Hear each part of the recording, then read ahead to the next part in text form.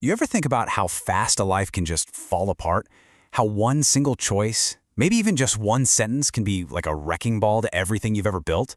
Well, we're about to dive into a story that is a serious cautionary tale about chasing that feeling of what if and losing the reality of what is.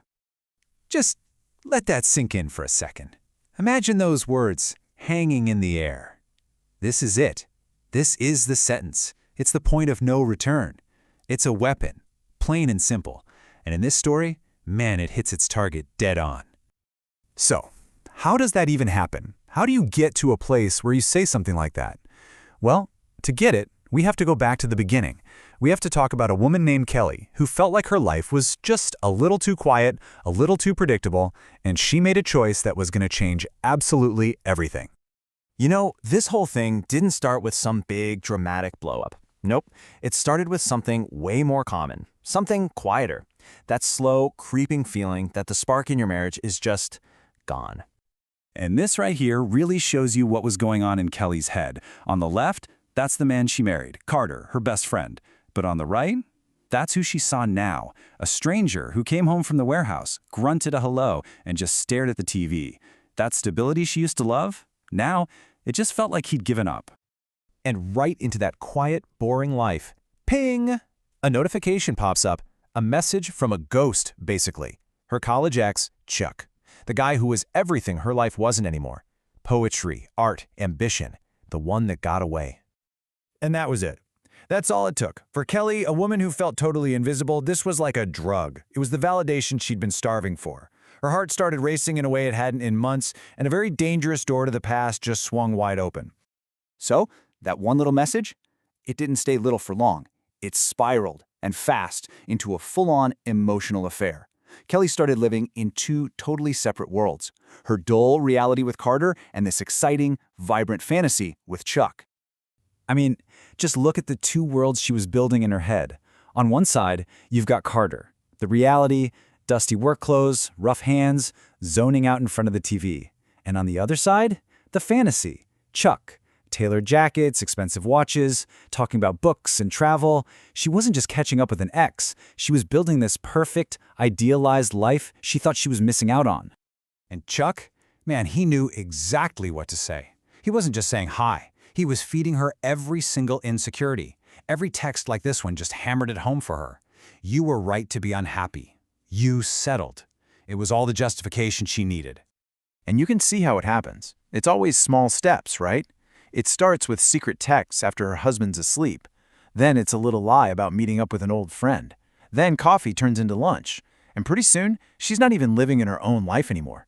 She's just fantasizing about a different one, 24/7. And this right here is the text that changes everything. Chuck tells her he still has feelings, and she sends this back. Right there, she's not just a victim of circumstance anymore. She's in it. She's an active participant. In her mind, the affair is mutual now, and she's completely in the right. Okay, so that brings us to the night. The night the fantasy world she'd been so carefully building was about to have a head-on collision with her real one. This is the moment it all blows up. So picture this. Kelly's in the kitchen, smiling down at her phone, reading a text from Chuck about some dinner date they're planning. And then the door opens. It's Carter. He's home early, and his face is just grim. He says, "We need to talk." He knows. He saw the messages on her laptop. But check out her first reaction. It's not, "Oh my God, I'm so sorry." No way. It's pure attack mode. She flips it on him instantly, making him the bad guy for invading her privacy. It's a classic move, right? Deflect, deflect, deflect, so you don't have to face what you did. This is the moment. She's been caught. She feels trapped, cornered. And so, instead of backing down, instead of trying to fix anything, she reaches for the big red button. She decides to say the one thing she knows she can never, ever take back. And there it is, the fatal blow. But what he does next, man, it completely throws her. He doesn't scream, he doesn't argue, he just nods slowly. And he says, "You just told me everything I needed to know."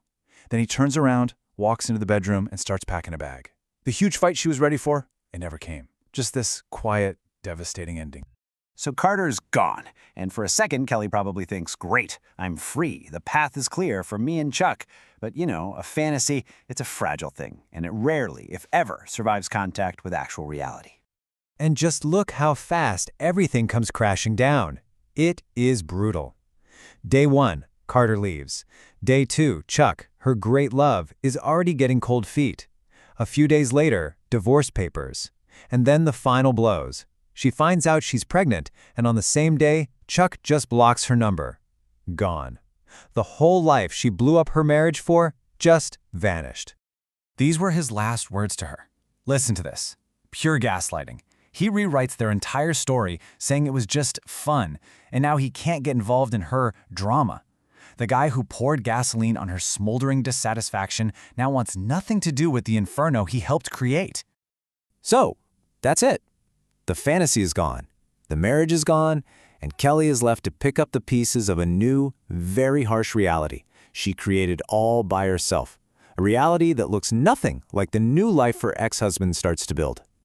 And the difference between their lives now? It's just, wow. Take a look. Carter, the boring, complacent guy, he's thriving. He's happy, he's confident, he finds a new partner, he buys a house. He builds the exact life they could have together. And Kelly? She's left with all the consequences.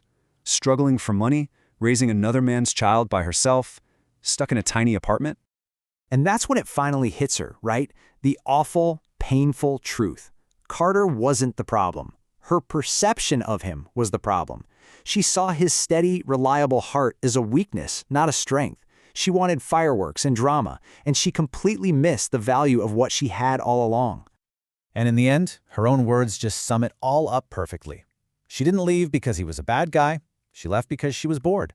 She traded something real and stable for a fantasy, for the idea of something more exciting, and she ended up with nothing.